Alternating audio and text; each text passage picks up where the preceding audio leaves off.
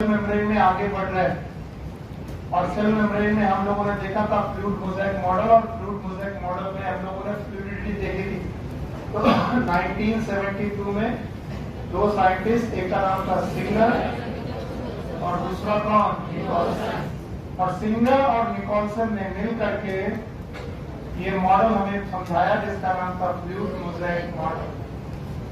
और आज हम लोगों ने इसका रिवीजन भी किया कि फ्लूइड मोज़ेक मॉडल में दो तरीके की प्रोटीन है, एक इंट्रिंसिक और एक एक्सट्रिंसिक। अगर मैं एक मेम्ब्रेन आपके सामने यहाँ बनाऊं, लेट्स सपोज सर ये मेम्ब्रेन है, तो आप मुझे क्या बोलेंगे सर, इस मेम्ब्रेन के इस जगह किस तरफ है साइटोप्लाज्म, क्या बेटा?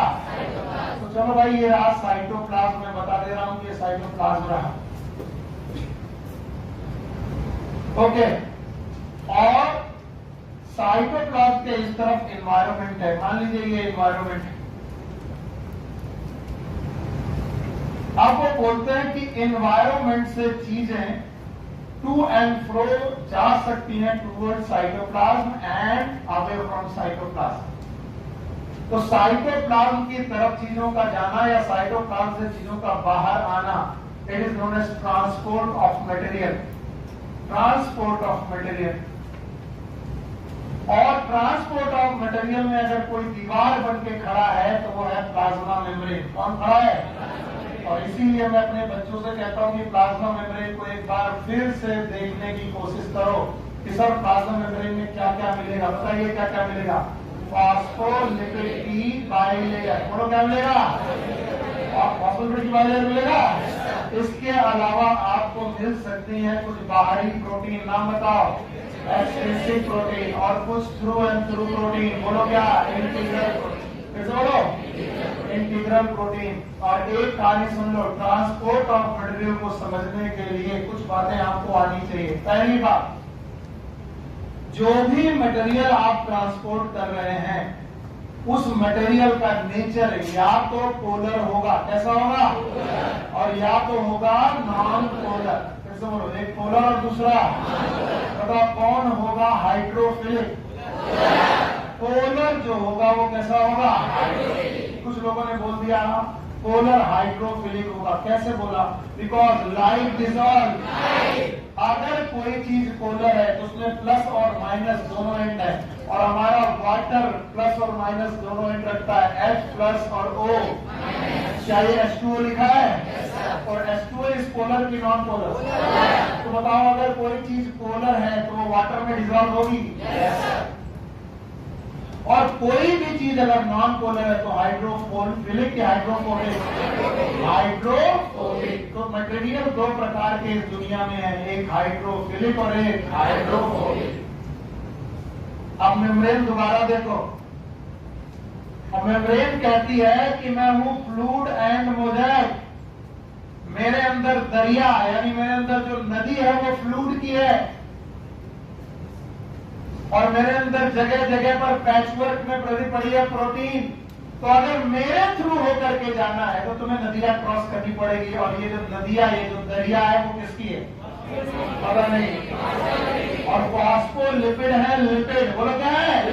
जिनका मेजर पोर्शन, पोलर की non polar? Non polar. Head portion और टेल पोर्शन?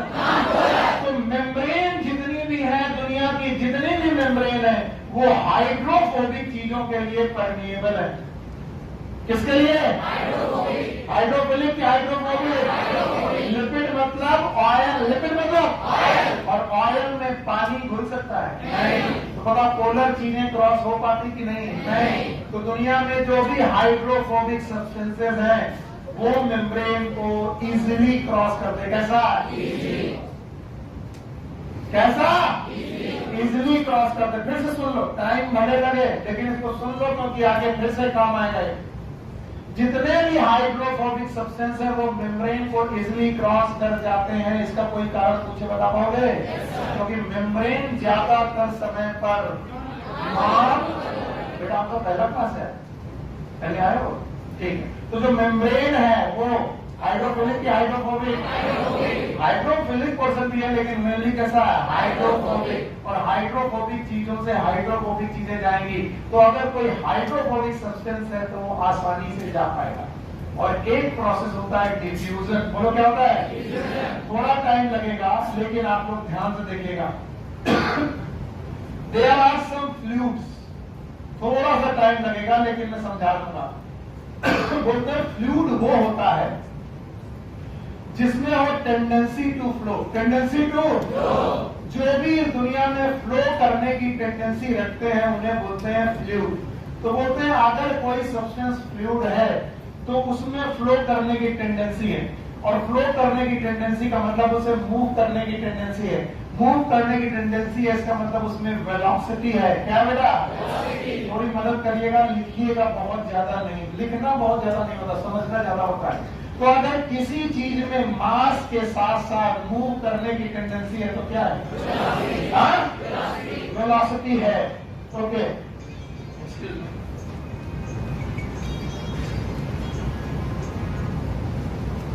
संचित मैं क्लास में हूं।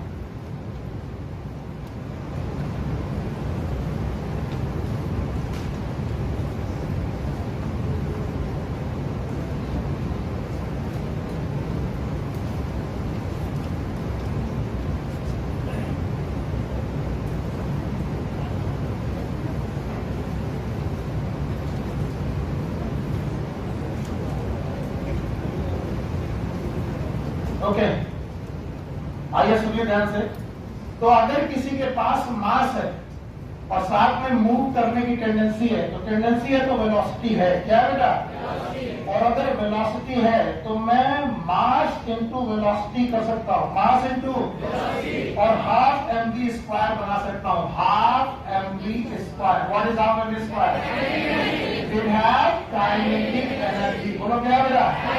और अगर किसी के पास काइनेटिक एनर्जी है तो बताओ रुकने की क्षमता की मूव करेगी। और चीजें कहां से कहां मूव करेंगी? हाई काइनेटिक एनर्जी टू जैसे बोलो। तो बताइए अगर एक मॉलिक्यूल की काइनेटिक एनर्जी k है और हर मॉलिक्यूल की काइनेटिक एनर्जी k है तो बताओ मॉलिक्यूल बढ़ाते जाओगे तो काइनेटिक एनर्जी घटती जाएगी बढ़ती जाएगी? कुछ लोग बोलते हैं घटती जाएगी, घटती जाएगी बढ़ती जाएगी।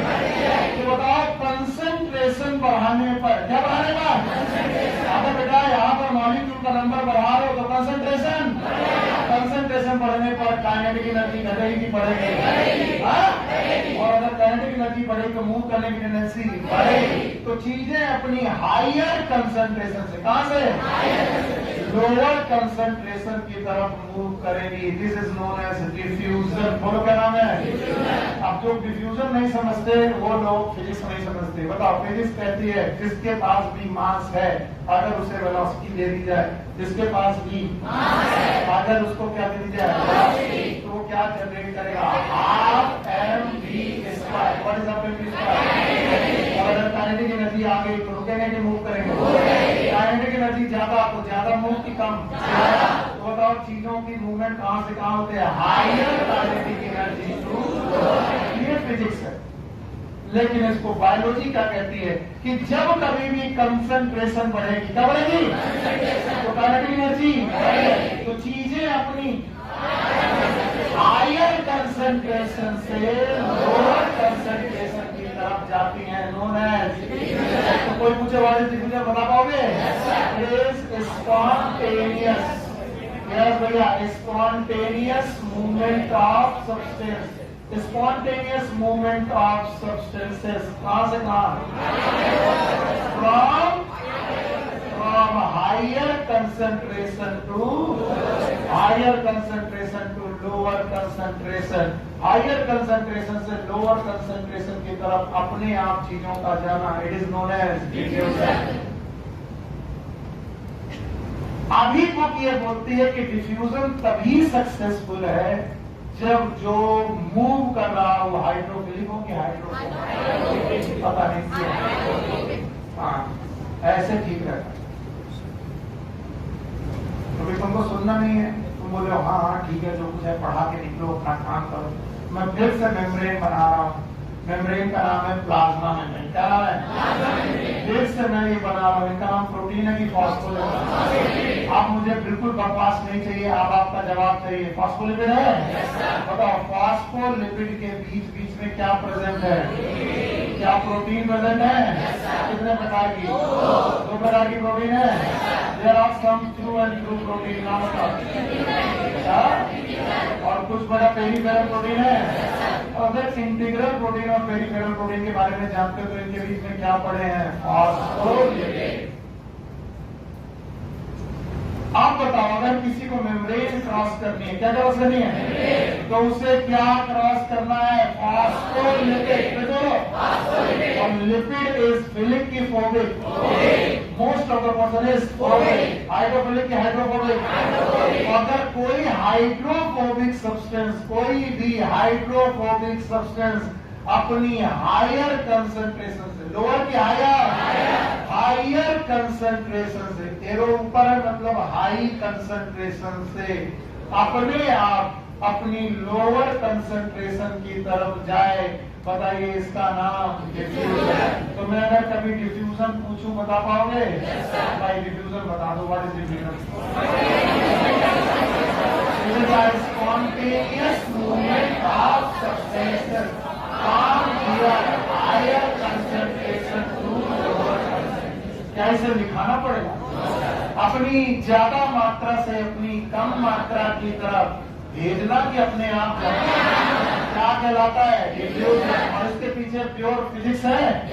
क्या फिजिक्स है? क्योंकि ये चीजें क्या है? फ्लूइड। क्या है? और फ्लूइड में क्या होगी? वेलोसिटी। बोलो। और हमने क्या दिया है? मास। तो मास होने से क्या पैदा होगा? Half mv²। तो बताओ, इसकी टेंडेंसी रुकने पे होगी कि भागने की? और कहां से कहां भागेगा? Higher kinetic energy to. और हायर काइनेटिक एनर्जी होगी कहां? जहां पर कंसंट्रेशन ज्यादा और वहां से कम कंसंट्रेशन की तरफ चीजें जाएंगी। पर याद रहे, अगर ये कैसा हुआ? हाइड्रोफोबिक। बोलो क्या हुआ? बेटा कभी कभी कुछ चीजें होती हैं हाइड्रोफिलिक। बोलो क्या होती हैं? हाइड्रोफिलिक होने पर उनके साथ समस्या क्या आती है कि वो वाटर लविंग है। कैसी लविंग है? तो हाइड्रोफिलिक चीजों को मेम्ब्रेन अपने से जाने नहीं देती, क्योंकि मेम्ब्रेन में ज्यादातर समय पर कौन है? लिपिड। तो बताओ, हायर कंसंट्रेशन होने के बावजूद भी वो अंदर जा पाती है कि नहीं? क्योंकि मेम्ब्रेन इज परमिएबल की इम्परमिएबल। और अगर इम्परमिएबल है तो मेम्ब्रेन अपने से किन चीजों को नहीं जाने देगी? इसलिए ये हाइड्रोफिलिक चीजें कैरियर प्रोटीन के थ्रू, किसके थ्रू? जैसे बोलो, तो टनल प्रोटीन भी बिहेव लाइक कैरियर प्रोटीन। ये कैरियर प्रोटीन का की तरह बिहेव करती हैं। तो चीजें अपनी हायर कंसंट्रेशन से लोअर कंसंट्रेशन की तरफ जाने लगती हैं थ्रू।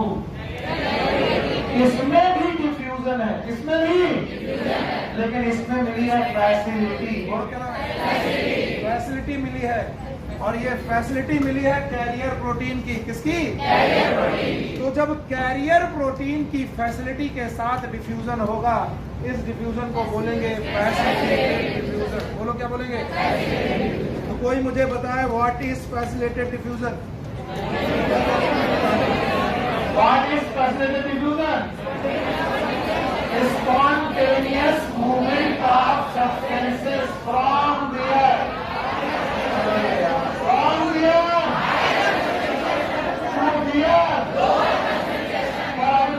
नॉर्मल है कि थ्रू कैरियर प्रोटीन?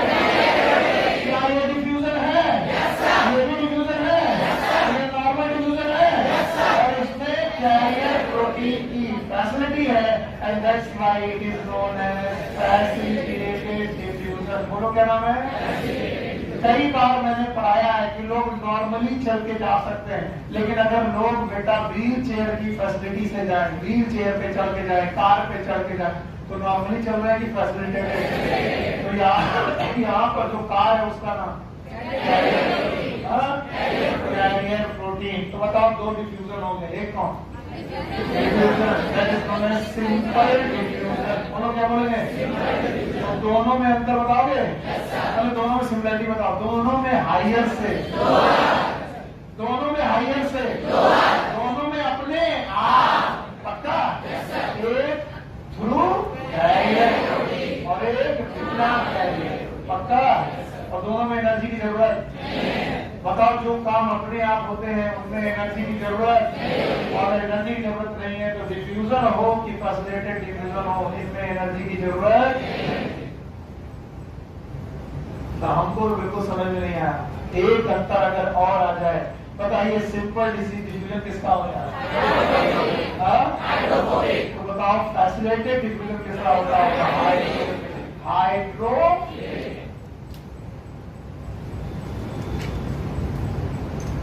आप सुनो, इन मेम्ब्रेन में एक्वापोरिन्स भी होते हैं। क्या होते हैं? जो आपकी बुक अभी नहीं पढ़ाएगी, बाद में पढ़ाएगी। एक्वा मतलब पानी, पोरिन्स मतलब पोर, पानी को ले जाने वाले पोर क्या कहलाएंगे? एक्वापोरिन्स। तो इन एक्वापोरिन्स से वाटर अपनी हायर कंसंट्रेशन से वाटर अपनी लोअर कंसंट्रेशन की तरफ जा सकता है, और इसे वाटर का डिफ्यूजन कहते हैं। और वाटर डिफ्यूजन में भी एक स्पेशल डिफ्यूजन है, नाम है ऑस्मोसिस, जिसको डिटेल में मैं पढ़ाऊंगा प्लांट फिजियोलॉजी में। प्लांट फिजियोलॉजी में मैं ऑस्मोसिस आपको डिटेल में पढ़ाऊंगा। लेकिन ऑस्मोसिस में भी वाटर कहां से कहां जाएगा? हायर कंसंट्रेशन से लोअर। तो osmosis is a type of diffusion. Osmosis भी एक प्रकार का डिफ्यूजन। बताओ, इन तीनों के तीनों प्रोसेस में कहीं पर भी एनर्जी का लॉस है कि नहीं है? कोई भी प्रोसेस जबरदस्ती किया जा रहा है कि अपने आप? बताओ, diffusion is spontaneous, facilitated diffusion is osmosis is. और ये क्या होते हैं इनका डिटेल में ट्रांसपोर्ट इस प्लान में आपको पढ़ाऊंगा। फिलहाल आप इतना ही याद रख लो। What is diffusion? Spontaneous movement of substances from their higher concentration to their lower concentration. Now, what is facilitated diffusion? Spontaneous movement of substances from higher concentration to lower concentration through. Now, what is water diffusion? Movement of water from its higher concentration to lower concentration. That is known as diffusion of water. और diffusion of water में भी special बोलो, और वो क्या होता है मैं पढ़ाऊंगा। बात इधर बात नहीं करो। इसके अलावा इसमें एक ट्रांसपोर्ट और बुक लिखती है, बोलते हैं कभी कभी चीजों को उनकी लोअर कंसंट्रेशन से, मान लीजिए कोई एक सब्सटेंस है यस, और उसकी कंसंट्रेशन यहाँ कम है, वही सब्सटेंस यहाँ पर ज्यादा मात्रा में प्रेजेंट है, द सेम सब्सटेंस, उसका नाम भी एस है, एस फॉर सब्सटेंस है, और उसकी कंसंट्रेशन यहाँ पर ज्यादा है।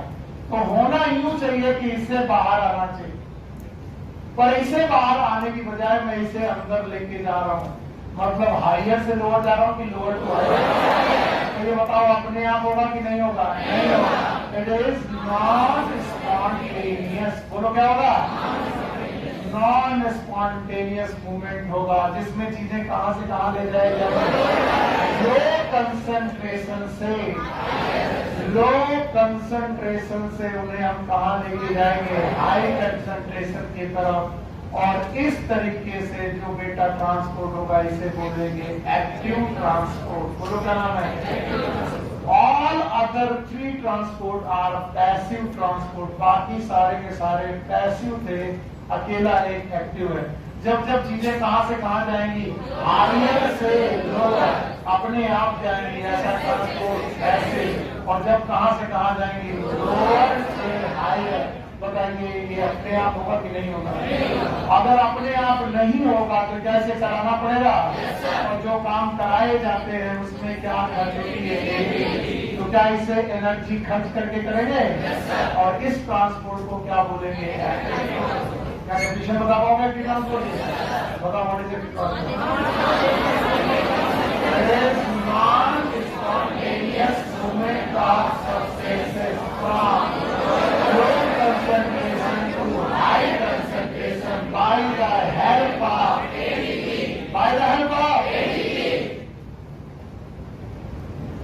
नींद आ रही कितनी बढ़िया, इसको जगाओ।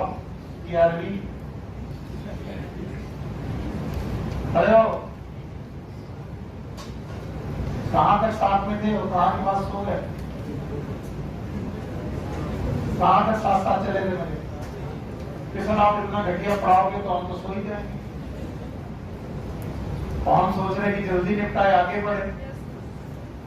इसको दोबारा पढ़ना है ट्रांसपोर्ट इन प्लांट नाम के चैप्टर में, और अभी मेम्ब्रेन में सब बातें लिखी हैं तो मैं इनसे बच तो सकता नहीं हूं, पर तुम सो जाओगे। What is active transport? इधर आओ। याद रखना, एक्टिव ट्रांसपोर्ट भी कैरियर प्रोटीन की मदद से ही होते हैं।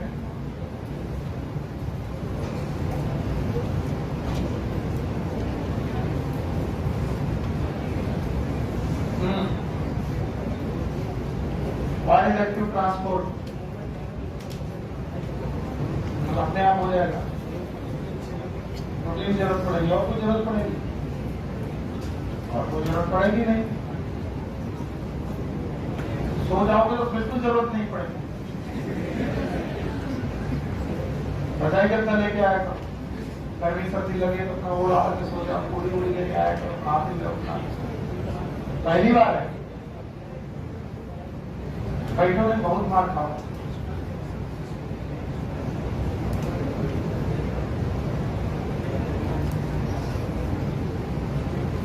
इसी में आधा घंटा लगा दिया, गलती हमारी है। चलो अब फिर से बोलो, कौन सा ट्रांसपोर्ट? चीजें कहां से कहां? अपने आप चले जाओगे? भेजना पड़ेगा? एनर्जी लगेगी? साथ में कैरियर प्रोटीन लगेगी? अब जो सो रहे हैं उनको जगा देना हिला के। आप कुल मिलाकर के 3 पैसिव ट्रांसपोर्ट पड़े। कितने? 3। पहला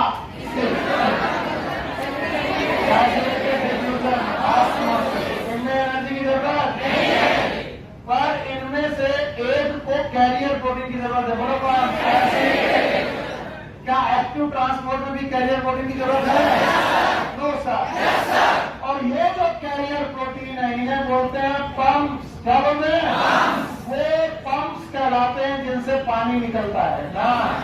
वो पंप्स कहलाते हैं जो लो कंसंट्रेशन से हाई कंसंट्रेशन की तरफ चीजों को छोड़ते हैं। और किसकी हेल्प से? ऐसे ही पंप में एक पंप का नाम है सोडियम पोटेशियम पंप। तो बिना रट्टा मारे जान लो, सोडियम पोटेशियम पंप में ट्रांसपोर्ट सोडियम का भी होता है। और पर कैसा होता होगा? लो टू हाई की high to low? Low to high. और क्या खर्च होती होगी? अभी भी नहीं आया? और अगर बेटा कोई कैरियर प्रोटीन अपने थ्रू जाने दे और बिना एटीपी को यूज किए, उन्हें बोलते हैं चैनल। बोलो क्या बोलते हैं? तो बताओ कैरियर प्रोटीन कितने प्रकार की? 2। एक कौन? चैनल। और एक कौन? कैरियर प्रोटीन 2 प्रकार की, एक पंप कहलाएंगी और एक चैनल। जो अपने थ्रू जाने दे बिना एनर्जी यूज किए, चैनल। और जो एटीपी यूज करे वो। इनका डिटेल मैं छोड़ूंगा नहीं, पूरा डिटेल पढ़ाऊंगा जब ट्रांसपोर्ट इन प्लांट पढ़ाऊंगा। आगे एक पैराग्राफ संभालना है कि कहीं वो पैराग्राफ तुमसे छूट न जाए, तो वो पैराग्राफ संभालने के चक्कर में मैंने इतना डिटेल पढ़ाने की कोशिश की। क्या आप लोग इस पैराग्राफ को संभाल पाओगे? नहीं संभाल पाएंगे सर, थक गए। संभाल लोगे? बताओ, क्या प्लाज्मा मेम्ब्रेन अपने से ट्रांसपोर्ट भी करती है? क्या ये सिलेक्टिव परमेएबल है? सिलेक्टिव का मतलब सबको जाने देगी, कुछ लोग। सिलेक्टिव लोगों को अपने थ्रू जाने दे, ऐसी परमेएबल मेम्ब्रेन का नाम। और ये टोटल मिलाकर के 4 प्रकार के ट्रांसपोर्ट कर रही है। चारों के नाम याद है? बोलो पहला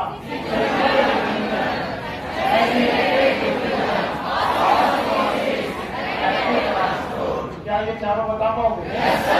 बिना देखे? कि सर कब तुम समझ में आया फिर से पढ़ाओ। मतलब सब आ गया? मैं एक इंटरव्यू पूछ रहा हूँ और सब लोग एक एक बता दो, मैं आगे बढ़ रहा हूँ। What is simple diffusion?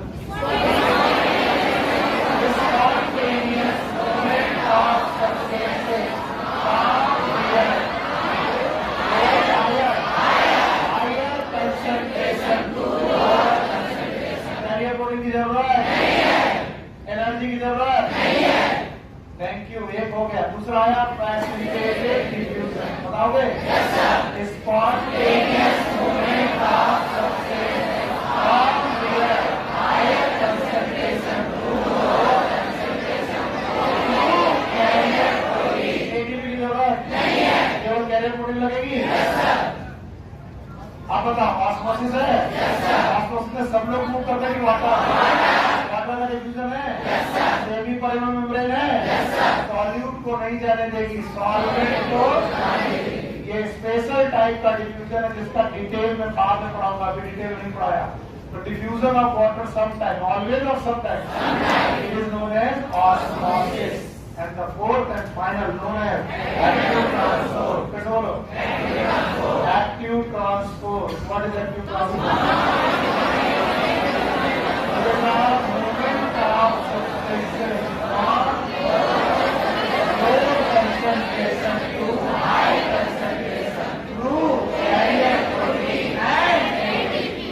Protein की जरूरत है? Yes sir. ATP की जरूरत है? Yes sir. और लो से हाई की हाई टू लो? स्पॉन्टेनियस की नॉन स्पॉन्टेनियस। क्या दो प्रकार की कैरियर प्रोटीन हो गई? एक फॉस्फेटेड डिफ्यूजन में और एक फॉस्फेटेड डिफ्यूजन में जो कैरियर और इनमें क्या किसी पंप का नाम जानते हो? सोडियम और पोटेशियम को मूव कराता होगा अलॉन्ग की अगेंस्ट कंसंट्रेशन, और एटीपी यूज करता होगा। उसको भी पढ़ेंगे जब हम लोग मेम्ब्रेन पढ़ रहे होंगे नर्व की, और हम लोग एक्शन पोटेंशियल और रेस्टिंग मेम्ब्रेन पोटेंशियल पढ़ रहे होंगे। तो मेम्ब्रेन पोटेंशियल पढ़ाते वक्त मैं सोडियम पोटेशियम को डिटेल में पढ़ाऊंगा, तो घबराओ मत, सब कुछ मिलेगा पढ़ने को। जब सेल मेम्ब्रेन खत्म होती है तो इनके पास एक छोटा सा टॉपिक आता है, cell wall. And now this is the cell wall of prokaryote और eukaryote. तो प्लीज यहाँ पर ब्रैकेट में थोड़ा सा यूकैरियोट्स लिख लेंगे तो अच्छा रहेगा, क्योंकि एक बार सेल वॉल में और पढ़ा चुका हूँ, पर तब मैंने सेल वॉल किसकी पढ़ाई थी? प्रोकैरियोट। और वो प्रोकैरियोट की सेल वॉल में पढ़ाया था पेप्टाइडो ग्लाइकन। 3 सब्सटेंस याद थे?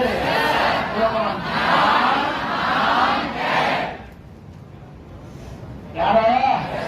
अब की बार ये सेल वॉल किसकी है? यूकैरियोट। और यूकैरियोट में 4 लोग हैं, टोटल कितने? 4। एक है प्रोटिस्टा, एक है फंजाई, और एक है प्लांट, और एक है एनिमल। बिल्कुल बेटा शांत, मजाक नहीं चलेगा। एनिमल में सेल वॉल एब्सेंट है,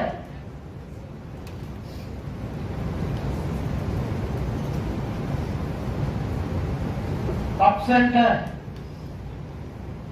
पता नहीं क्यों यार वहां पर जबरदस्त प्रॉब्लम है। यहां देखते रहो, नहीं मैं आया तो मालूम। एनिमल में सेल वॉल एब्सेंट है, प्रोटिस्टा में may be present, may be absent. और ये जवाब आप लोग मुझे देंगे कि कब प्रेजेंट और कब एब्सेंट, बिना मैं पढ़ाए आगे बढ़ूंगा नहीं। प्रोटिस्टा के 5 लोग याद हैं? बोलो।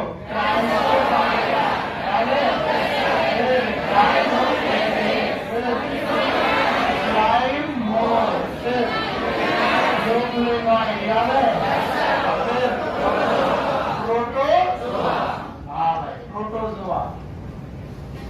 चलिए मेघा जी खड़ी होइए और बताइए कि प्रोटोजोआ में सेल वॉल प्रेजेंट की एब्सेंट? एब्सेंट, क्योंकि ये एनिमल है।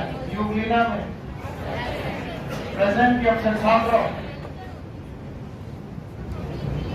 प्रोटीन की लेयर होती है, सेल वॉल अपसेट होती है, उस प्रोटीन की लेयर का नाम है कैरियर।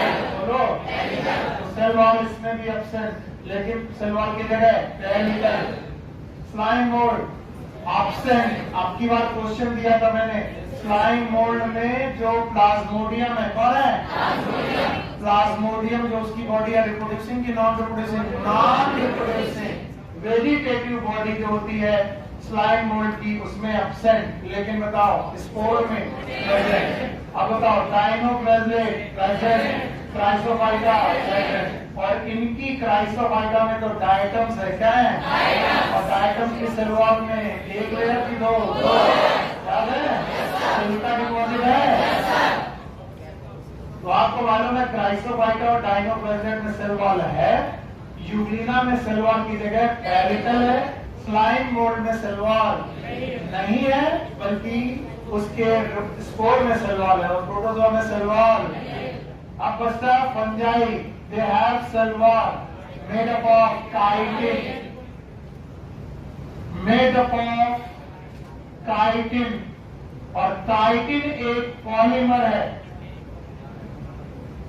और काइटिन नाम के पॉलीमर का जो मोनोमर है इट इज नॉट, भूल गए NAG, what is NAG? NAG is monomer, monomer और full form of NAG is N acetyl glucosamine. इसे बोलो, एन एसिटाइल ग्लूकोसामीन।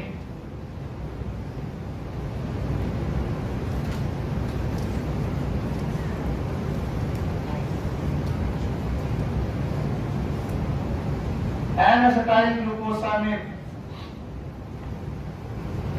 और भाइयों बहनों, अब बचा प्लांट, और प्लांट में है 5 लोग। कितने लोग? याद है? एक है मोनेरा, एक है प्रोटिस्टा, और ब्रायोफाइटा, और स्टेरिडोफाइटा, और जिम्नोस्पर्म, जिम्नोस्पर्म और एंजियोस्पर्म।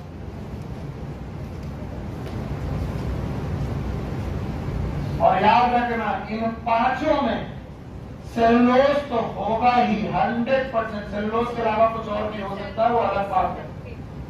तो सेलुलोज सब में होगा, वेदर इज एल्गी और ब्रायो और टेरिडो और जिम्नो और एंजियो, इन सब में सेलुलोज जरूर होगा। इसीलिए प्लांट की सेल वॉल कहलाती है सेलुलोजिक। बोलो क्या? और फंजाई की सेल वॉल इसकी बनी है काइटिन। तो सेलुलोज है कि नहीं है? इसीलिए इसे क्या बोलते हैं? Non cellulosic. और कोई बताने की इच्छा रखे ना रखे, लेकिन मोनेरा में भी सेल वॉल थी, नहीं थी? प्रोकैरियोट की यूकैरियोट, और वहां थी नाग, नाम है सेलुलोजिक की नॉन सेलुलोजिक। तो बैक्टीरिया की सेल वॉल, फंजाई की और प्लांट की, यानी एल्गी, ब्रायो, टेरिडो, जिम्नो, एंजियो, इन 5 में कम से कम क्या होगा? और भी चीजें होंगी, लेकिन कम से कम कितना होगा? सब नहीं आया। और आगे मैं और पढ़ाऊंगा, अभी चिंता मत करो, अभी केवल सेल वॉल में इतनी चीजें बताओ। सेल वॉल किसकी पढ़ने जा रहे हो? प्रो की यू? प्रोकैरियोट में हर बंदे के पास सेल वॉल थी? नाम बताओ, हर बंदे के पास प्रोकैरियोट में सेल वॉल थी? नहीं थी। किसके पास नहीं थी? माइकोप्लाज्मा के पास। और जिनके पास भी थी उनके पास क्या था? डायलोप्लाज्म। नाग नाम है।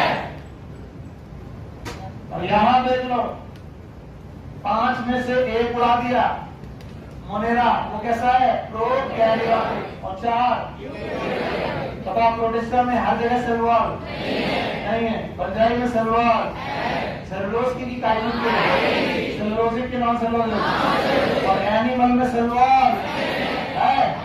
बचा कौन? प्लांट में सेल वॉल है, लेकिन सबके पास है, लेकिन सबके पास क्या है?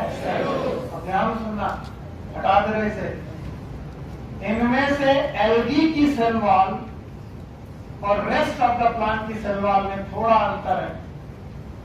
बाकी सारे प्लांट में कौन कौन बचे बताओ? ब्रायो, एरिडो, सिम्नो, एल्गी। और एल्गी की सेल वॉल में और बाकी सारे प्लांट की सेल वॉल में थोड़ा थोड़ा अंतर है। जो एल्गी की सेल वॉल है वो बनी है 4 चीजों से। ऐसे रट्टा मारेंगे, सीएम जीएम। जब भूल जाए तो ऐसे याद रखें, CM GM. C for cellulose, cellulose तो होना ही था। Yes. M for mannans, G for कैलेक्टेंस,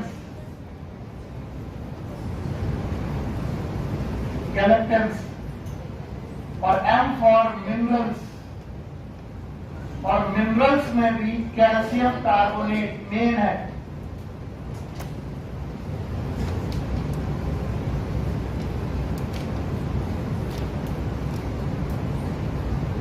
तो एल्गी की सेल वॉल में सीएम जीएम याद रखेंगे। C for cellulose, M for mannans, G for galactans, M for minerals.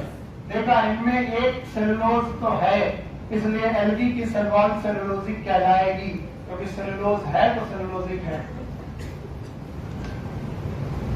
And the rest of the plant they have cellulose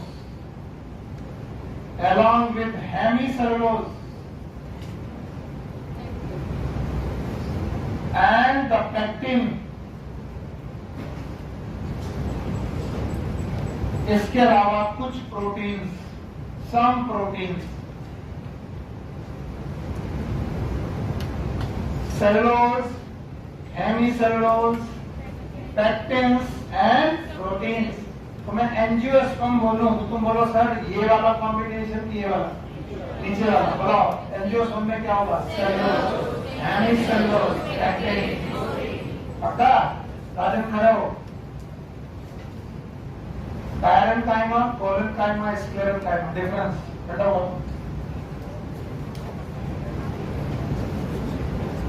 parenchyma, collenchyma, sclerenchyma, difference. आओ।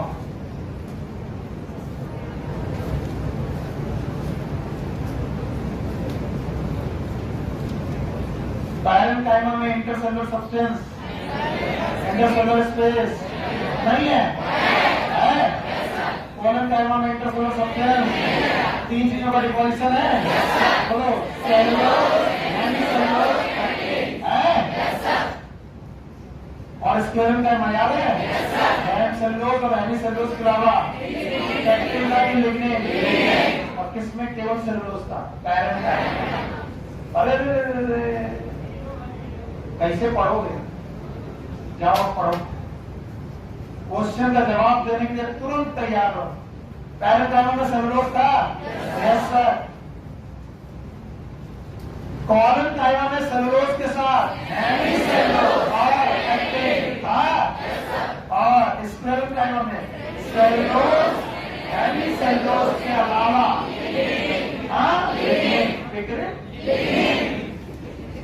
खाओगे सो रहे आप। Chemistry में इतना दिमाग खराब है। लिग्निन था? इसमें से कौन सी डेट थी?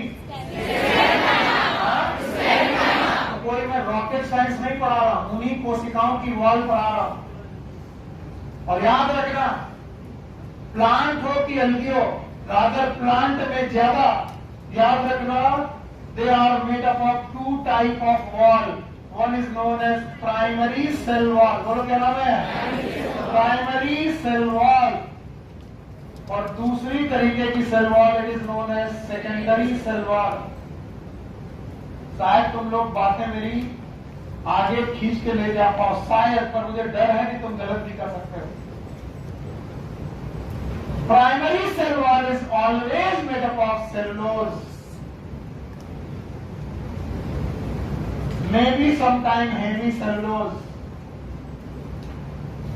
लेकिन सेकेंडरी सेल वॉल में जो सेकेंडरी डिपोजिशन है वो हो सकते हैं या तो पेक्टिन, बोलो किसमें, कोलेंटाइना, और या तो लिग्निन, किसमें, तबीयत सही है, नहीं सही है, मार खाओ, खड़े हो। कोई ऐसी सेल बताओ जिनमें सुबेरिन का डिपोजिशन था, सेकेंडरी सुबेरिन का डिपोजिशन।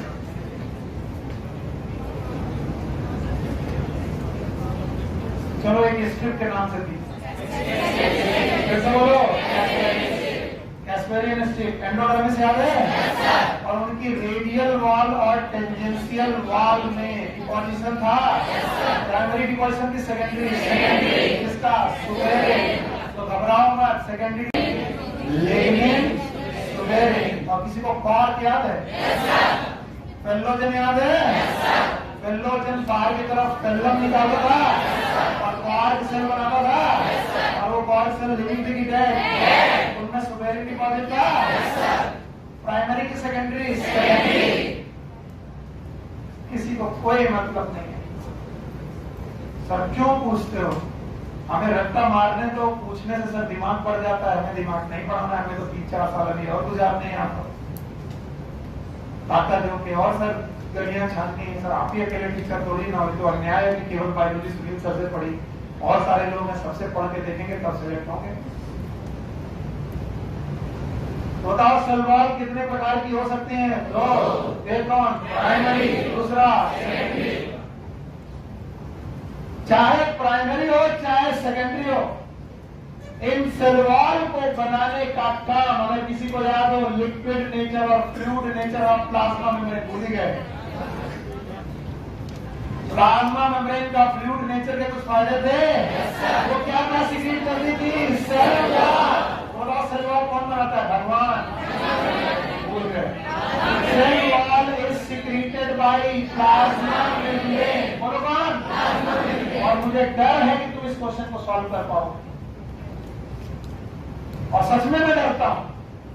याद करो, मैंने मीजोसोम्स पढ़ाए थे, क्या पढ़ाए थे, mesosome was the extension of plasma membrane, याद है, कितने प्रकार के,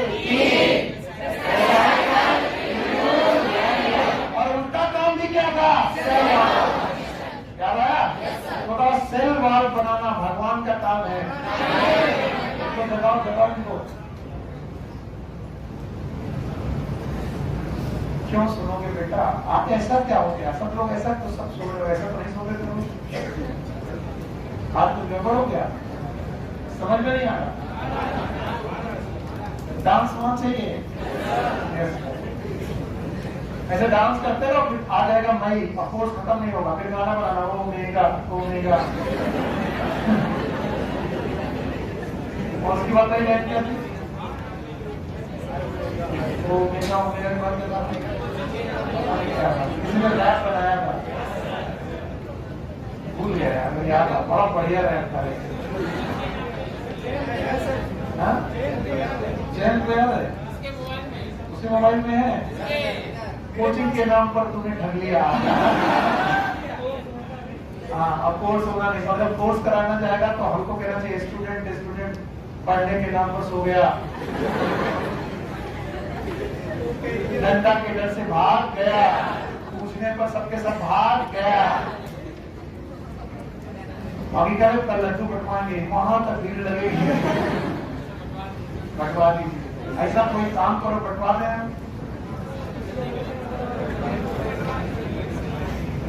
अच्छा चोट तुमने है, मुझको नहीं है, आपको ना पढ़ाया जाए तो अभी गिरेवा पकड़ लो, सर कोर्स खत्म करो, और सब कोर्स खत्म करा रहे तो भाग जाते हो, ये बहुत गंदी बात। और चित्रांत बाबू से कह देना कि पीठ मजबूत करके आए हैं अगली बार, नमक के मारेंगे हम, अरे तो भागी जाए, पकड़ में ना आए, ऐसा ठीक है। हाँ चलो जवाब दो, सेल वॉल प्रोकैरियोट की पढ़ रहे कि यूकेरियोट, और हमेशा सेलुलोजिक की नॉन सेलुलोजिक की, बताओ पंजाई कैसे थे, नॉन सेलुलोजिक। इसके बाद एल्गी और अदर प्लांट में डिफरेंस है, बोलो एल्गी के पास 4 चीजें हैं, बोलो cerium, what is C, energy, M mineral, कौन सा मिनरल, कैल्शियम, बाकी प्लांट प्लांट याद है? उनमें क्या है? सेलुलोज, कभी भूलो ही नहीं। पैरेंट काइमा के बाद कोलन काइमा पढ़ा था। कोलन काइमा का कंटेंट होता है सेल वॉल में। बोलो कौन कौन? कभी कभी और भी होता है, सुबेरिन होता है, लिग्निन होता है। बताओ, सुबेरिन कैस्पेरिनस में था, पार्क में था, और स्क्लेरल काइमा में लिग्निन। तो बताओ सेल वॉल कितनी? 2, एक और प्राइमरी और एक सेकेंडरी। जो मैं पढ़ाने जा रहा हूँ बुक में दिया है लेकिन डायग्राम नहीं दिया। सब लोग यहाँ देखें।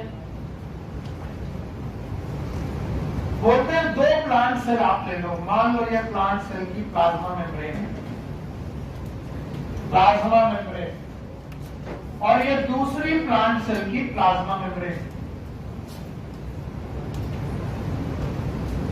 बहुत ध्यान समझना, मैं डर रहा हूं क्योंकि मुझे लगता है कि तुम नहीं बता पाओगे। बार बार गड़बड़ करते हैं बच्चे। ये प्लाज्मा मेम्ब्रेन है, ये भी प्लाज्मा मेम्ब्रेन। अब इन प्लाज्मा मेम्ब्रेन के बीच में एक लेयर बनती है जिसका नाम है कैल्शियम पेक्टेट। बोलो क्या नाम है? Calcium pectate. And this calcium pectate is known as middle lamella.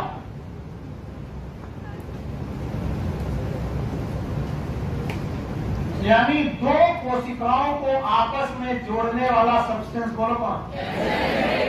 कुछ बुक ऐसी बोलती है कि कैल्शियम पेक्टेट के अलावा मैग्नीशियम पेक्टेट भी हो सकता है, पर एनसीईआरटी नहीं बोलती है ऐसा। एनसीईआरटी कहता है नहीं, केवल कौन? Calcium pectate. यानी 2 कोई भी कोशिकाएं ले लो, उनके बीच में कैल्शियम पेक्टेट नाम का मिडिल लैमेला होगा। क्या होगा? और ये मिडिल लैमेला इन 2 कोशिकाओं को जोड़ रहा है। इसके बाद सर ये है प्लाज्मा मेम्ब्रेन। बोलो क्या है? और प्लाज्मा मेम्ब्रेन का काम है सेल वॉल बनाना। क्या बनाना? क्या बनाना? सेल वॉल बनाना। तो जब प्लाज्मा मेम्ब्रेन पहली बार सेल बनाती है तो वो अपने बाहर की तरफ सेलुलोज, हेमीसेलुलोज और पेक्टिन डिपॉजिट करती है। सेलुलोज और हेमीसेलुलोज को डिपॉजिट करती है। और जैसे ही सेलुलोज और हेमीसेलुलोज को पहली बार डिपॉजिट किया गया, this is known as primary cell wall.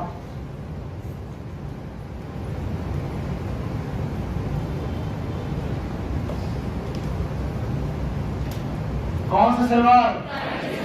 याद रखना, प्लाज्मा मेम्ब्रेन हमेशा अपने आउटसाइड, इनसाइड के आउटसाइड, प्लाज्मा मेम्ब्रेन हमेशा अपने आउटसाइड चीजों को सिक्रीट करेगी। इनसाइड के आउटसाइड, आउटसाइड ही सिक्रीट करेगी। तो आउटसाइड सबसे पहले प्राइमरी सेल वॉल बनेगी जो जनरली सेलुलोज और हेमीसेलुलोज की होगी। जनरली सेलुलोज और हेमीसेलुलोज की होगी।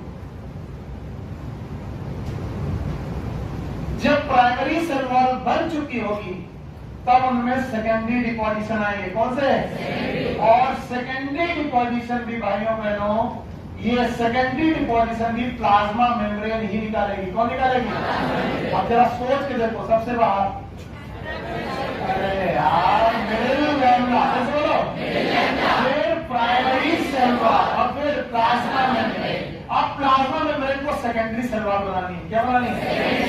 और प्लाज्मा मेम्ब्रेन चीजें निकालती है बाहर के अंदर, और बाहर ऑलरेडी क्या प्रेजेंट है?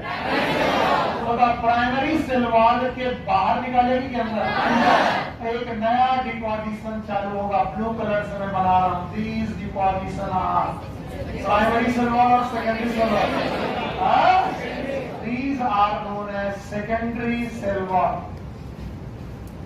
तो एक साल क्वेश्चन पूछा गया और हर टीचर ने इसका जवाब अलग अलग दिया और बच्चे कंफ्यूज कि किस टीचर का जवाब सही माना जाए। तो फिर मैंने एमपी कौशिक पढ़ी और फिर अपना ज्ञान बढ़ाया कि अगर आप बाहर से अंदर की तरफ चलें तो आपको सीक्वेंस में क्या क्या मिलेगा। सब लोग बताओगे? सबसे पहले क्या मिलेगा? Middle lamella. सबसे पहले मिलेगा middle lamella. Thank you very much. इसके बाद मिलेगी प्राइमरी सेल वॉल। बोलो प्राइमरी सेल वॉल मिलेगी।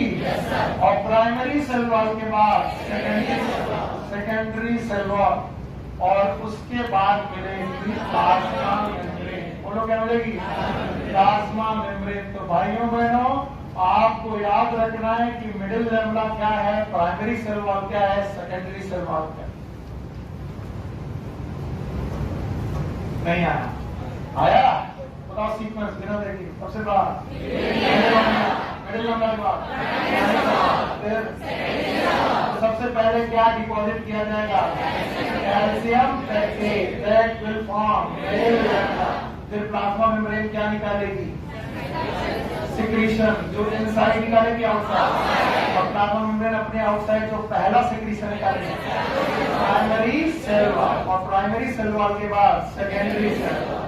क्या किसी को याद है कि मैंने ट्रैकिड्स पढ़ाए थे?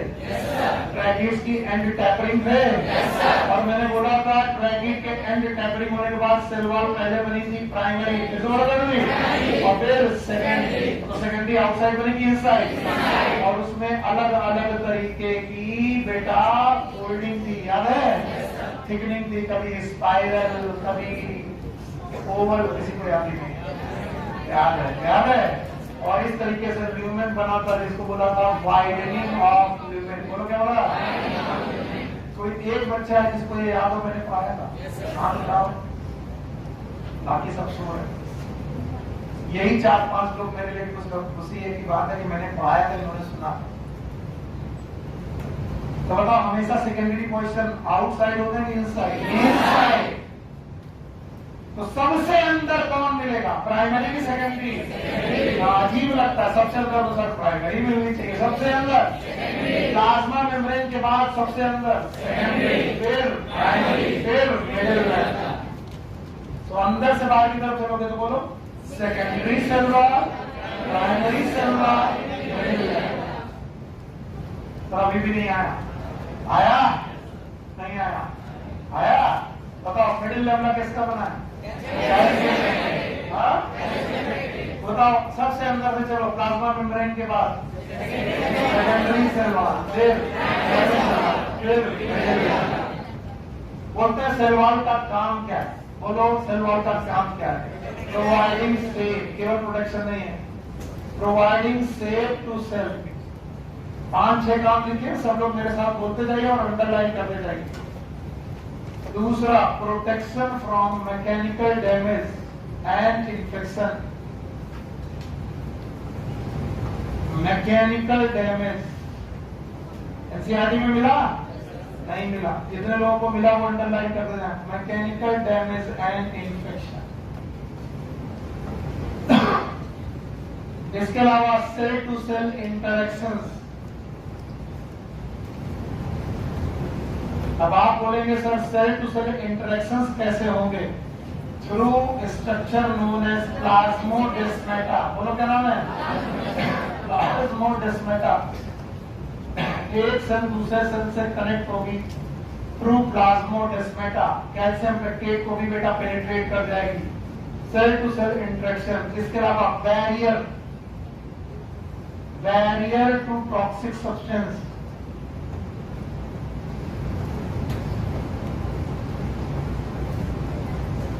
और कुछ दिया है? बुक में अंडरलाइन करो। क्या सेल वॉल शेप मेंटेन करेगी? प्रोटेक्शन करेगी? किससे? Protection from mechanical damage and infection. अगर आप सेल को तोड़ना चाहते हैं तो सेल वॉल उसे बचाएगी। इसके अलावा इन्फेक्शन नहीं घुस पाएगा, पर सेल टू सेल इंटरेक्शन भी करेगी। इसके अलावा बैरियर प्रोवाइड करेगी किसी भी अनवांटेड सब्सटेंस को। और कुछ दिया है? बस ये 4 काम है सेल वॉल के, और सबको आने चाहिए। छोटा सा पैराग्राफ है, लेकिन उस छोटे से पैराग्राफ में बहुत सारी इंफॉर्मेशन है, और इस छोटे से पैराग्राफ की इंफॉर्मेशन को समझ करते हैं। हटा दें? नहीं सर, हाँ हटा रहे। अब मैं कंपेयर कर रहा हूं। जो लोग इस कंपैरिजन में मेरा साथ दे देंगे वो लोग राजा बाबू ने सही बात है। सेल वॉल और ये है प्रोकैरियोट्स की।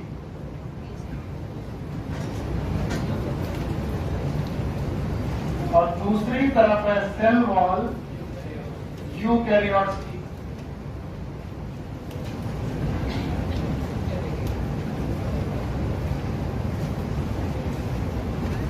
एवरीवन, पहला पॉइंट मेड अप ऑफ चार बना मेड अप ऑफ पता नहीं peptido made up of made up of chitin पूरा सही डिटेल इन एल्गी याद है? हाँ बताओ चार चीजें बोलो। सेलुलोज, फिर मैनन्स और स्केलेटन्स और मिनरल्स याद रहेगा? हाँ मिनरल में भी कौन मिनरल? अच्छा बाकी प्लांट याद है? बोलो सेलुलोज और बोलो हेमी सेलुलोज और पेक्टिन होगा और प्रोटीन। बहुत मदद कर रहे हो अगर एक साथ सब पढ़ पा रहे हो। बताओ peptidoglycan is made up of नाम और इसको सिक्रीट करेंगे मीजोसोम्स। कौन सिक्रीट करेंगे? तो लिख लेंगे सिक्रीटेड बाई और इनको सिक्रीट करेंगी प्लाज्मा मेम्ब्रेन।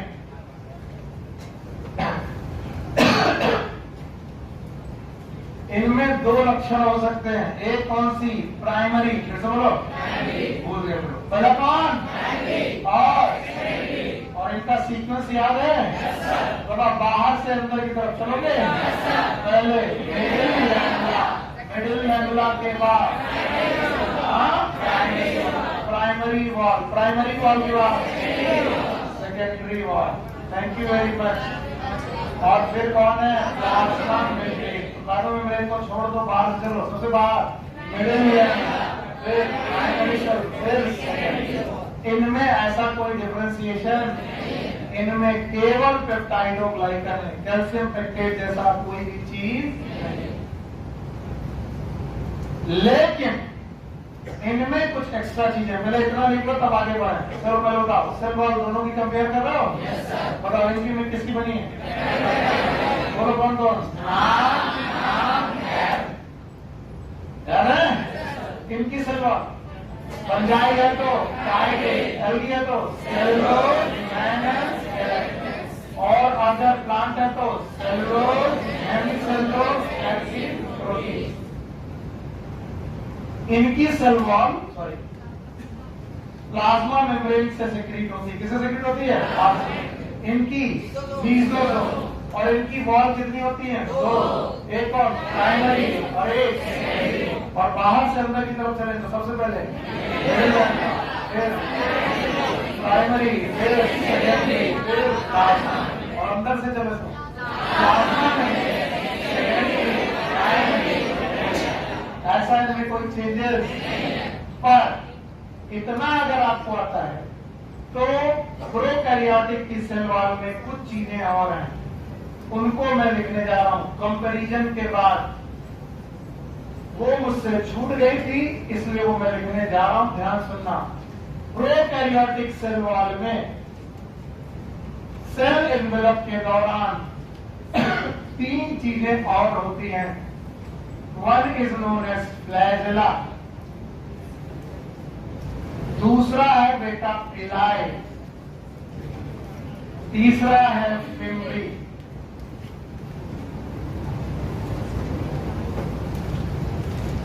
बताइए फ्लैजेला, पिलाई और फिम्बरी ये किसकी सेल वॉल में होते हैं? प्रोकैरियोट की यूकैरियोट? तो एक बार मेरे साथ मदद करिए सेल एनवेलप बनाने में। मदद चाहिए आपकी। सबसे अंदर प्लाज्मा मेम्ब्रेन, सबसे अंदर। इसके बाद भूल गए सेल वॉल है।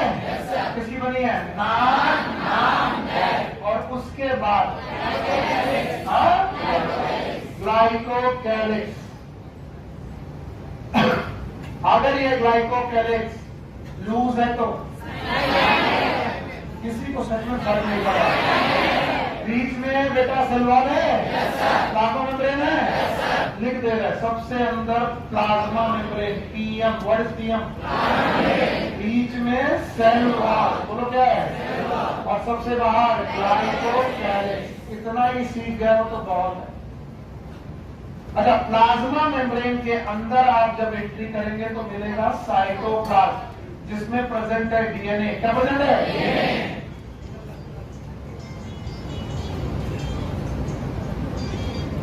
हेलो,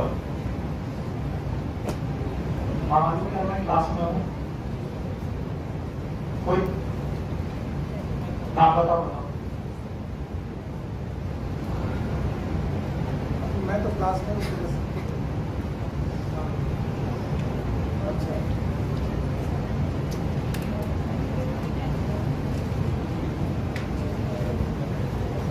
बता दो, अभी मैं क्लास का पूरा बताता हूँ, मुझे मालूम नहीं है।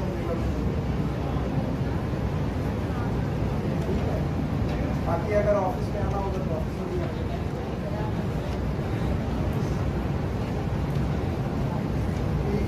और कुछ बताना होगा डन करेंगे इसे। ठीक है बेटा।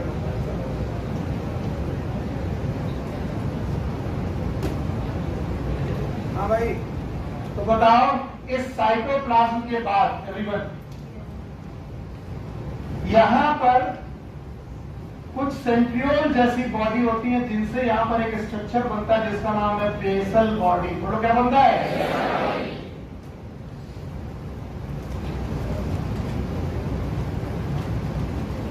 इस बेसल बॉडी से पूरी सेल वॉल के बीच में एक स्ट्रक्चर होता है जिसका नाम होता है हुक। और हुक के बाद इसमें थ्रेड लाइक स्ट्रक्चर निकलता है जिसका नाम है फिलामेंट। बोलो क्या नाम है? तो किसी भी फ्लैजला को जब आप देखेंगे, क्या देखेंगे? तो कितने पार्ट मिलेंगे? तीनों के पार्ट के नाम बताओ। बताओ, ये यू कैलाश में होगा कि प्रो कैलाश? बोलो क्या क्या? Basal body, filament. अगर मैं इसे ऐसे बनाऊं तो लाइक दिस, सबसे नीचे बेसल बॉडी, फिर हुक, और इस हुक से निकला हुआ बोलो क्या? Filament. So it is basal body, इसके बाद हुक, और हुक के बाद फिलामेंट। याद रखना, flagella is the outgrowth of cell wall. In prokaryotes, prokaryote में फ्लैजला जो होता है वो सेल वॉल का आउटग्रोथ है, जिसमें कितनी बॉडी है? 3। बोलो कौन कौन? Basal body, hook and filament. बोलते हैं फ्लैजला अगर प्रेजेंट है तो बैक्टीरिया होते हैं मोटाइल, और अगर फ्लैजला एब्सेंट है तो बैक्टीरिया कैसे होते हैं? Non motile.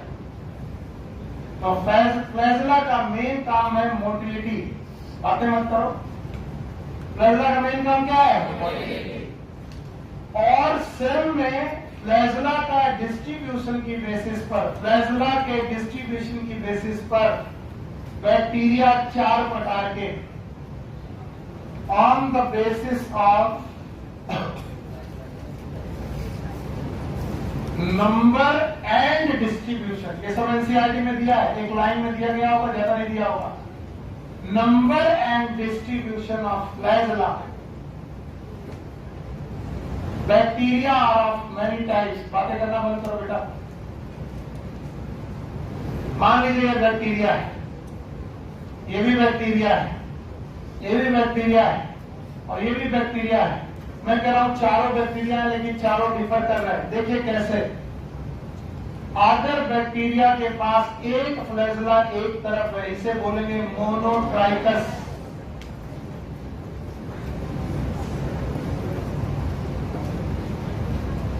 एक एक तरफ बहुत सारे फ्लैजला हैं, झाड़ू जैसा फ्लैजला है, इस कंडीशन को बोलेंगे लोकोट्राइकस।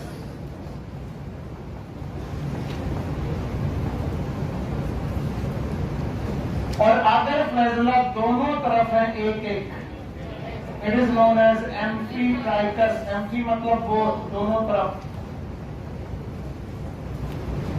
और अगर फ्लैजला चारों तरफ है, it is known as peritrichous. E coli के पास एक फ्लैजला की बहुत सारा, और एक तरफ की चारों तरफ।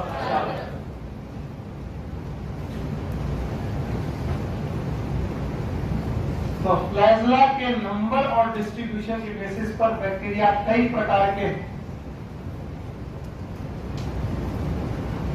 एक तरफ एक फ्लैजला, इट इज मोनोट्राइकस। एक तरफ बहुत सारे फ्लैजला, इट इज लोकोट्राइकस। और एक तरफ नहीं, दोनों तरफ एक एक फ्लैजला, बोलो एम्फीट्राइकस। एम्फी मतलब बोथ। और पेरीफेरी में चारों तरफ, पेरीफेरी में फ्लैजला, इट इज पेरीट्राइकस। और ये यूकैरियोट की प्रोकैरियोट, प्रोकैरियोट में फ्लैजला। और याद रखना कि फ्लैजला, इनके जो फिलामेंट है, they are made up of flagellin protein. Flagellin नाम की प्रोटीन के बने। फ्लैजलिन, फ्लैजला को बनाने वाली protein is known as flagellin protein.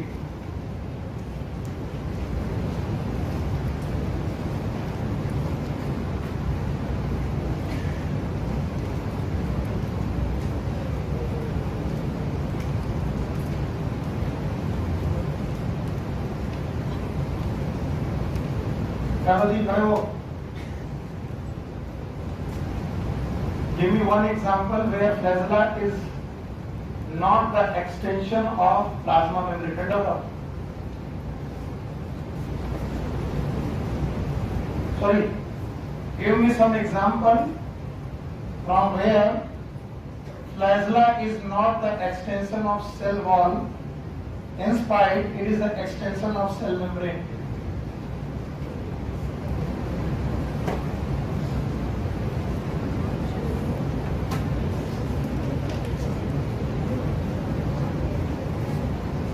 Class पढ़ना नहीं है, इधर उधर घूमना है। पूरे कातरों में हमारी आत्मा टहलती रहती है, भटकती हुई। अब जो भी इधर उधर टहलता मिल जाता है उसको नोट कर लेता हूँ। केवल क्लास और घर में जाकर के पढ़ना है, इधर उधर घूमना नहीं। यस, किसी को प्रोटोजोआ याद है? प्रोटोजोआ एनिमल होते हैं, और अगर एनिमल है तो उसमें सेल वॉल है। प्रोटोजोआ 4 है, चारों के नाम याद है? एक का नाम अमीबॉय, बोलो। दूसरे का नाम सीलिएटेड, तीसरा फ्लैजेलेटेड। अगर वो फ्लैजेलेटेड है तो उसके पास भी क्या है? फ्लैजला और सेल वॉल है कि नहीं है? नहीं है। ये इसलिए कि ज्यादा घूमते फिरते लोग, पढ़ाई लिखाई एकदम ध्यान से। तो बताओ भाई साहब, आप लोग को याद होगा कि आप फ्लैजला के बारे में पढ़ रहे हो और सर आपको उल्टा पढ़ा रहे। क्या पढ़ा रहे? It is outgrowth of cell wall. लेकिन कभी कभी क्या ये बिना सेल वॉल के भी निकल आते हैं? जैसे कि पता नहीं, जैसे कि प्रोटोजोआ। प्रोटोजोआ में सेल वॉल है? प्रोटोजोआ में सेल वॉल और क्या ट्रिपैनोसोमा याद है? फ्लैजला होता है? सेल वॉल है कि नहीं है? प्लाज्मा मेम्ब्रेन है? तो हर बार सेल वॉल से ही निकले जरूरी नेगेटिव। ये नया क्या मिला होगा? बैठा करो क्लास में, ठीक? तो हर बार फ्लैजला जरूरी नहीं कि किससे निकले? Cell wall. कभी कभी सेल मेम्ब्रेन से भी निकल आते हैं। बताओ, फिर भी उनमें 3 पार्ट होंगे। बोलो कौन? बेसल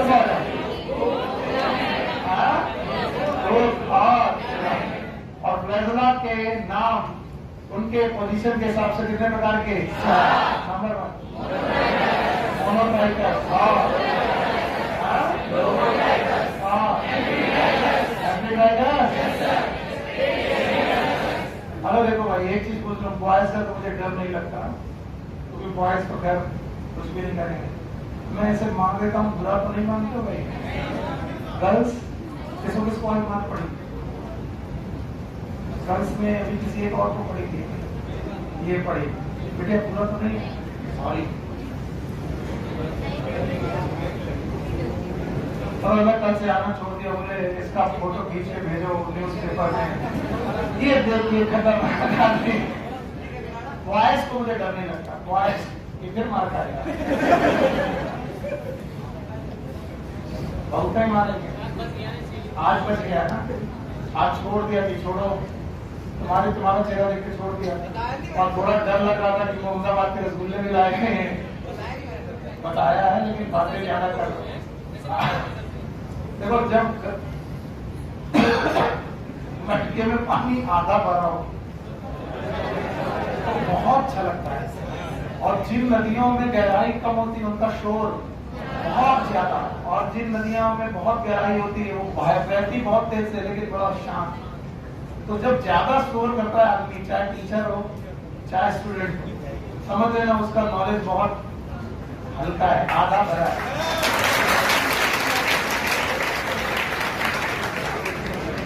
जब ये बोले कि मुझसे नहीं पढ़ोगे तो किसी से नहीं हो पाएगा, मैं ही मैं हूं, मैं ना होता तो समझ जाओगे टीचर।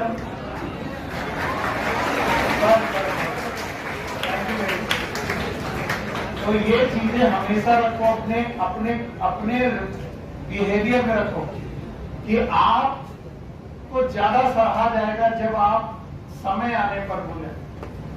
हमेशा बोलना बोलना बोलना, टीचर के सामने मजाक करना, ये मेरी आदत थी, और जब तक मैं सीख पाता तब तक समय निकल गया था। 3 साल हो गए तैयारी करते करते, तब जाके सिलेक्शन। और जिस साल सिलेक्शन हुआ उस साल में सबसे ज्यादा शांत था, कोई क्वेश्चन पूछता था तो भी जवाब नहीं देता था, मैं जानता था ज्यादा उचक्कर बोलने से कुछ नहीं होता। अल्टीमेटली तुम्हारा रिजल्ट, तुम्हारा वो जो नीट का स्कोर कार्ड होता वो मायने रखता। और जब उसकी वजह से तुम मेडिकल कॉलेज के अंदर जाते हो, तुम्हारे अंदर से अपने आप थैंक यू निकलते हैं, क्या थैंक यू सर, आपकी वजह से क्वेश्चन सही हुआ। और मेरी वजह से अगर क्वेश्चन गलत भी होगा तो बहुत सारी गालियां भी निकलती हैं। तो अपना बिहेवियर को बहुत शांत रखा, और याद रखा करो कि यहाँ पर गर्ल्स भी बैठे हैं, बॉयज भी बैठे हैं, और दोनों लोगों को, तीनों लोगों को मिलकर, मी, गर्ल्स एंड बॉयज, तीनों लोगों को मिलकर के क्लास का माहौल बड़ा बढ़िया रखा। बहस करना, मजाक करना, कमेंट करना, भद्दे कमेंट करना, it is just like a house, घर है हमारा। जैसे घर में हम सब गालियां नहीं देते, वैसे यहाँ क्यों दें? घर में अगर शोर नहीं बताते तो यहाँ क्यों करें? और मैं गार्जियन की तरह ही हूँ, जब मैं देख रहा होता हूँ मैं अपनी बेटी को मार सकता हूँ, अपने बहन को थप्पड़ मार सकता हूँ, तो मैं सोचता हूँ कि मैं अपनी बहन के साथ ऐसा करता हूँ, ये अस्तर मैं तुमको मारता हूँ, just you are just like my sister. और अगर उसके अलावा तुमको कुछ और लगे तो बता देना, मैं भैया नहीं मारूंगा ना कुछ। हाँ, बॉयज को तो मैंने अपना तो मान न मान मैं तेरा, हाँ। तो कई बार गर्ल्स गुस्सा हो जाती है, भगवान, और बड़ा दुष्प्रचार है मेरे बारे में।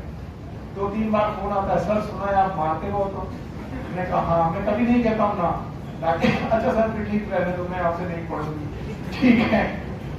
फिर दुष्प्रचार है कि वो बहुत मारते हैं, बहुत करते हैं, तो ऐसे में मेरा चेहरा भी खतरनाक है, हाँ, मेरा बॉडी लैंग्वेज भी खतरनाक है, हाँ सूर्य गए, हाँ। तो देखो मेरा केवल उद्देश्य ये है कि मैं तुम्हें बहुत ज्यादा थप्पड़ मार के नहीं, मैं तुमसे कहता हूँ कि तुम मार क्यों खाओ, तुम आसानी से पढ़ के आओ, और बिना पढ़े क्लास में बैठोगे तो तुम्हें डर लगना ही चाहिए, और अगर पढ़ के बैठोगे तो तुम्हें डरने की जरूरत, जो बता देता है उसको भी मारता। और ये डर जरूरी है, बहुत जरूरी है। तुलसीदास जी कह गए कि विनय न मानत जलति जल, गए 3 दिन भी, और बोले राम प्रकोप तब, भय बिनु होए न। प्रेम के लिए भी भय की जरूरत है, प्रेम के लिए भी भय की जरूरत है। बाप का जो प्रेम है बच्चे के लिए, बच्ची के लिए, वो भय वाला है। आप अपने पापा से हो सकता है उसके पापा बड़े पोलाइट हो, लेकिन मेरे पापा बड़े खतरनाक, वो जैसे ही आते थे मैं सोने का बहाना करता था, और मैं रजाई के अंदर घुस जाता था, और वो कहते थे सो नहीं रहा, इसको उठाओ। पर क्या मैं अपने पापा को लाइक नहीं करता?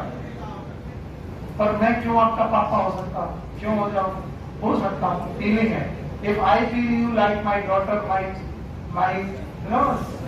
son, my brother and my sister, जिनकी एज थोड़ी ज्यादा है वो ब्रदर सिस्टर माने, जो थोड़ी कम है वो डॉक्टर है, और जो मानना है मान लो। सर आप मेरे को बाबा जैसे लगते हैं, नाना जैसे लगते हैं, ठीक है, पर बाबा अब लिविंग फॉसिल ना बोलो।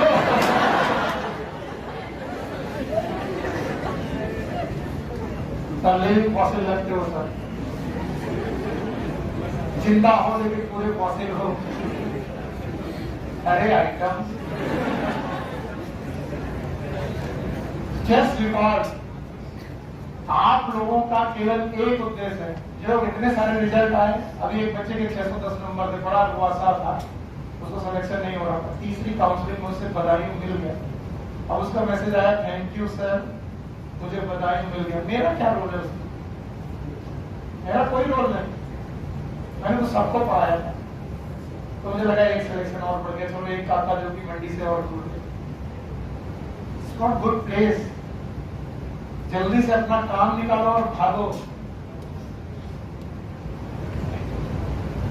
यहां पर कोई किसी से कोई रिलेशन मेंटेन करने नहीं आया। हमारा और आपका एक ही रिलेशन में, भले कितना भी ब्रदर सिस्टर सन और डॉक्टर कहता हूं, we have only one relation, that I am a teacher, you are a student, that's it. जब तक हम इस रिलेशन में 100% देंगे तो हमें दूसरे की जरूरत नहीं पड़ेगी। क्यों? तुम किसी का फेवरेट और नॉन फेवरेट होना चाहते हो, मत हो। तुम केवल कोर्स को अपना तैयार रखो, रिजल्ट दो, एग्जाम अच्छा का सेलेक्ट हो जाओ, फिर हम देखेंगे कि हमारे आगे पर्सनल रिलेशन कैसे है। जब तुम डॉक्टर बन जाओगे आगे हमारे यहाँ, उसके बाद कोई पूछता भी नहीं है। सेलेक्ट हो गए, अपनी जिंदगी में इन्वॉल्व है, अरे ठीक है, कौन सुनील सर। और नहीं सेलेक्ट हुए तो टीचर भी तुम्हें नहीं पूछेगा कहाँ गए तो, और कितने लोगों ने तुम्हें पूछा, सोचो, कोई नहीं पूछता। हमारा आपके साथ कंसर्न ये है कि हमारी भीड़ बढ़ रही, वाह आई एम अ गुड टीचर, बस इसके अलावा कोई कंसर्न नहीं। लेकिन इस बीच में हम लोग एक और कंसर्न बनाते हैं, काश सिलेक्शन हो सके। और सिलेक्शन तभी होंगे जब आप इन पूरे सेशंस को बहुत अच्छी तरीके से मैनेज करो। इन सेशंस में अपने आप को झोंक दोगे और कोई मुझसे ये नहीं कहेगा कि सर कितना मुश्किल टाइम चल रहा। याद रखना, जितनी भी अच्छी चीजें होती है वो आसानी से मिलती है कि मुश्किल से। तो जो इन मुश्किल समय पे सबसे ज्यादा परफॉर्म कर गया वही बेटा जीतता है। नदी जब शांत हो तो तैरने में कोई मजा नहीं, आप पार लगी जाओगे अगर तैरना आता है। असली तैराक वो है जो अपोजिट धाराओं के अपोजिट बह करके आगे निकलता है, और जिसमें जितना दम है वही आगे निकलेगा। समझ रहे हो? नहीं समझ रहे हो? तो भैया जब मैं ऐसा कर रहा हूं, मेरा एक उद्देश्य केवल मेरे दिमाग में 24 घंटे एक उद्देश्य चलता है कि तुम्हारा सिलेक्शन हो। और कई बार जब मैं तुम लोग को मार देता तो मुझे बड़ा गिल्ट होता है, यार कहीं ऐसा तो नहीं है कि बच्चा बुरा मान गया, कल से आना बंद कर दे। दोनों का लॉस है। मैं कितना भी अच्छा पढ़ाऊंगा फिर आपको समझ में नहीं आया। मजे चलो रही हो, सही है। ठीक, अब आओ, बैक्टीरिया की जो सेल वॉल थी उसमें हमने फ्लैजेला देख लिया। क्या देख लिया? और फ्लैजेला में 3 चीजें देख ली। एक और बोलते हैं बैक्टीरिया इसके अलावा कुछ ट्यूबुलर स्ट्रक्चर रखता है। एंड दीज ट्यूबुलर स्ट्रक्चर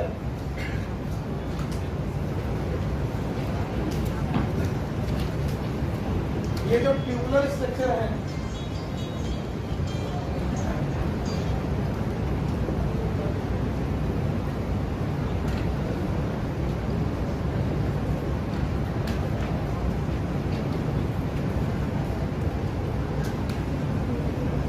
तो ये जो ट्यूबुलर स्ट्रक्चर है कई बार कॉन्जुगेशन करने के काम आते हैं। Conjugation is a type of reproduction. कैसा बेटा? एक बैक्टीरिया दूसरे बैक्टीरिया से अपने डीएनए को एक्सचेंज करती है by conjugation. And these tubular structure are known as pili. And these pili are made up of pyelin protein. Pilin protein नाम की प्रोटीन से बने होते हैं। ज्यादातर समय पर पिलाए ग्राम निगेटिव बैक्टीरिया की प्रॉपर्टी है। ऑलवेज की ज्यादातर ग्राम पॉजिटिव में मिल जाए तो गालियां मत देना, मिल सकता है, लेकिन ज्यादातर समय पर पिलाई ग्राम पॉजिटिव में मिलेगी, ग्राम निगेटिव। और इसके अलावा there are some bacteria which have brush like structure, brush जैसे टूथ ब्रश में स्ट्रक्चर्स होते हैं, they have the brush like outgrowth, and these brush-like outgrowths are known as fimbri. And these fimbri are for attachment. Glycocalyx का काम भी क्या था? Attachment. और फिम्बरी का काम भी क्या होता है? अटैचमेंट। बैक्टीरिया किसी ग्लास सरफेस से, सॉलिड सरफेस से अटैच होना चाहता है तो फिम्बरी का काम आता है, और ये फिम्ब्रिन नाम की प्रोटीन के बने होते हैं। फिम्ब्रिन नाम की प्रोटीन के बने होते हैं। और ये मैंने किसकी सेल वॉल को एक्सटेंड किया है? प्रोकैरियोट की प्रोकैरियोट। तो बताइए फ्लैजेलिन प्रोटीन का क्या बना? फ्लैजेला। पाइलिन का फ्लाई, और फिम्ब्रिन का फिम्ब्रिन। सबके काम एक जैसे के अलग अलग। किसका काम है? रिप्रोडक्शन। किसका? अटैचमेंट। फिम्ब्री का मूवमेंट नहीं है, और फ्लैजेला का मूवमेंट। अगर फ्लैजेला है तो मोटाए, नहीं है तो। अब बताओ, इतनी चीज बता दो और फिर घर जाओ, शाम को 6 बजे आओ। बताओ, सेल वॉल ऑफ यूकैरियोट याद है? बीचों बीच मिडिल लेवला होगा। मिडिल लेवला किसका बना होगा? कैल्शियम। फिर बेटा आपको बाहर से अंदर की तरफ जाओगे, सबसे बाहर प्राइमरी वॉल, फिर पहले कौन रिलीज होगी? प्राइमरी, फिर सेकेंडरी। इसीलिए secondary wall is always inside to primary. और बताओ इसका सिक्रीशन कौन करेगा? प्लाज्मा। आज ह्यूमन हेल्थ एंड डिसीज में मोस्ट इंपॉर्टेंट टॉपिक हम लोग डिस्कस करेंगे, दैट इज इम्यूनिटी। क्या डिस्कस करेंगे? प्लीज क्लास मत छोड़िएगा, वरना वैक्सीनेशन, इम्यूनाइजेशन समझ में नहीं आएगा। टेक केयर, गुड लक बाबा। 6 से आज शाम को बेटा एक बार करो।